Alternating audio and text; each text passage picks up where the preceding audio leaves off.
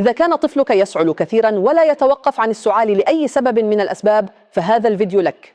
انتبه، سأريك علاجا منزليا سيخلصك من السعال في دقائق معدودة. أولا نحتاج إلى برتقالة، نقطعها إلى نصفين. بعد تقطيعها يجب أن نزيل مركز البرتقالة ونترك تجويفها فارغا. نزيل كل البذور. هذه نصيحة رائعة، ستشكرني على هذا الفيديو الذي يعرض علاجا منزليا قديما وفعالا للغاية. والآن لنضع البرتقالة على النار. السر هو إبقاء البرتقالة على النار لبضع دقائق.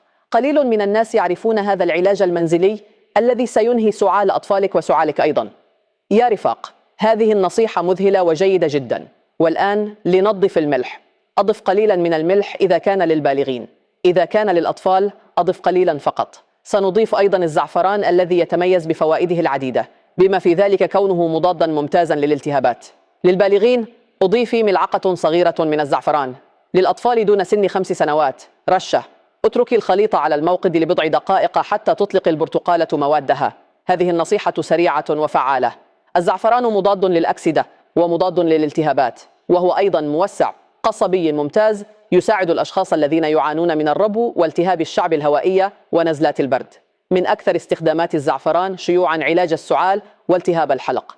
بعد بضع دقائق ارفعي البرتقالة عن النار، ثم أضيفي ملعقة كبيرة من العسل. العسل ممتاز ضد الإنفلونزا ويساعد في تخفيف الأعراض. اخلطي جيدا وستحصلين على علاج منزلي قوي. يساعد الملح في تقليل المخاط وتهدئة الأغشية المخاطية في الحلق وتخفيف السعال في دقائق. يعد هذا العلاج المنزلي حلا ممتازا لتخفيف السعال. يساعد الملح في تخفيف السعال بسرعة وفعالية سواء للأطفال أو للكبار. إن مزيج البرتقال والملح والكركم والعسل له فوائد مذهلة مثل تخفيف التهاب الحلق وتقليل البلغم وتحسين التنفس. يساعد الكركم بفضل خصائصه المضادة للالتهابات ومضادات الأكسدة في علاج أمراض الجهاز التنفسي مثل التهاب الشعب الهوائية والربو. جرب هذه الحيلة المقدسة. الملح بسيط وطبيعي وهو حليف حقيقي للصحة، وشاركه مع أصدقائك وعائلتك. اترك تعليقا لتخبرنا من أين تشاهدنا. وهذا كل شيء، لقد انتهينا.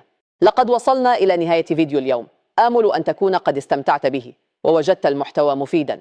إذا أعجبك فلا تنسى الإعجاب به ومشاركته مع أصدقائك وعائلتك، وبالطبع أريد أن أعرف رأيك فيه. اترك تعليقا أدناه برأيك أو باقتراحات لمقاطع فيديو مستقبلية. أحب أن أسمع ما لديك لتقوله. شكرا جزيلا لك على المشاهدة، وسأراك في الفيديو التالي. تحياتي.